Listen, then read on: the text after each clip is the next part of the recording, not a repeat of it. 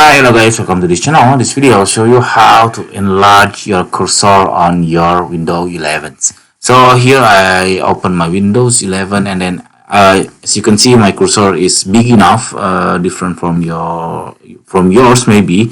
How to make it large like this? You just go to your start and then find cursor.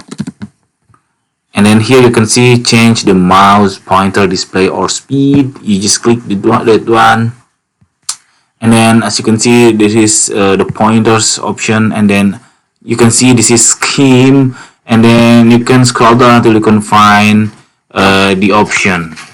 There are a lot of options. You can choose standard, extra large, and then default, magnified, and then default, inverted, large, extra large, and so on. You can choose what your preferences is, and then that's it. This tutorial, I hope it's helpful for you. If it's it, please subscribe our channel, and then if you have any question, please put on a comment below. Thank you.